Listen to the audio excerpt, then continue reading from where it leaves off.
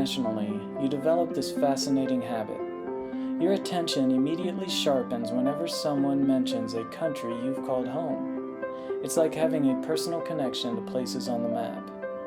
So imagine my surprise while recently rewatching the old Kennedy-Nixon debates. Yes, I'm enough of a political nerd to watch these for fun. When JFK started talking about Formosa, and whether the United States would intervene if China tried to take over the islands of Quemoy and Matsu. Mr. Morgan with a question for Senator Kennedy. Senator, Saturday on television, you said that you had always thought that Quemoy and Matsu were unwise places to draw our defense line in the Far East. Would you comment further on that and also address to this question, couldn't a pullback from those islands be interpreted as appeasement? Well, the United States has on occasion attempted, mostly in the middle 50s, to persuade Chiang Kai-shek to pull his troops back to Formosa. I believe strongly in the defense of Formosa. These islands are a few miles, 5 or 6 miles off the coast of Red China within a general harbor area and more than 100 miles from Formosa. We have never said flatly that we will defend Quemoy and Matsu if it's attacked.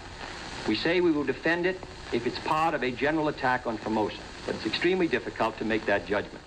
Of course, Formosa is modern-day Taiwan. It was called Formosa by the Western world since the 16th century, when Portuguese sailors declared Ilha Formosa, or Beautiful Island, upon first seeing its lush mountains rise up from the sea. It became Taiwan gradually in the latter half of the 20th century. Interestingly, the word Taiwan has an etymology that is hard to pin down. In the book Plurality, The Future of Collaborative Technology and Democracy, for instance, Audrey Tang writes that one etymology of Taiwan's name is from the indigenous word Taiwan, meaning place of convergence. Taiwan has arguably been a launching point for long-distance cooperation longer than anywhere on Earth, being believed to be the starting point for the journeys of thousands of miles by Polynesian voyagers in the 2nd millennium BCE. What she's referring to here is the out-of-Taiwan theory, which states that Taiwan was the origin point of one of the most widespread cultural linguistic expansions in human history, the Austronesian expansion, stretching across Southeast Asia and the Pacific Islands all the way to Madagascar. This whole thing really feels like Indonesia to me. It really gives off an Indonesian vibe. Even the chairs over there. There's even 2 guys sitting on a bench, but they're looking at me, so I can't do that. Similarly, what Kennedy referred to as Quemoy is known today as Kinmen, a change that resulted from Mao's language reform efforts in the 1950s. Both are attempts to write the same Chinese characters in the Latin alphabet.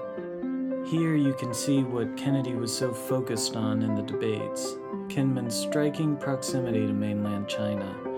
The island is literally within sight of the Chinese coast. And this is me, flying into Kinmen to deliver workshops to the Fulbright ETAs there. There are about 10 Fulbright ETAs teaching English at elementary schools throughout the island.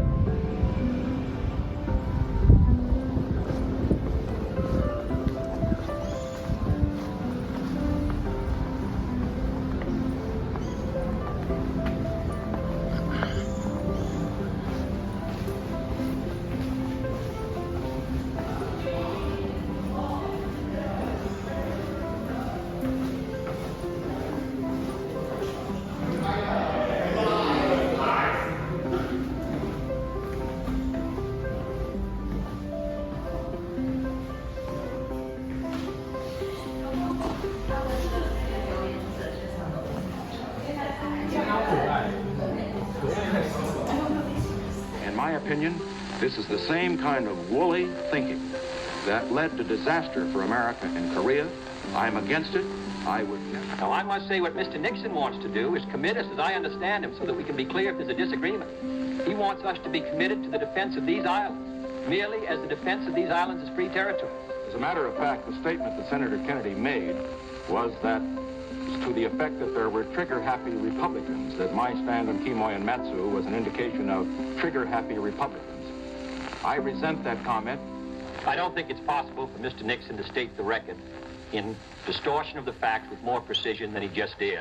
If you were president and the Chinese Communists tomorrow began an invasion of Quemoy and Matsu, would you launch the United States into a war by sending the 7th Fleet and other military forces to resist this aggression? And secondly, if the regular conventional forces fail to halt such an invasion, would you authorize the use of nuclear weapons? What started as a simple moment, noticing Taiwan mentioned in an old debate, took me on quite a journey, from Portuguese sailors to ancient seafarers to Cold War tensions. And I'm here today, walking on the same islands they were debating about, in a Taiwan that's grown into a vibrant democracy, full of constant, continuing thoughts.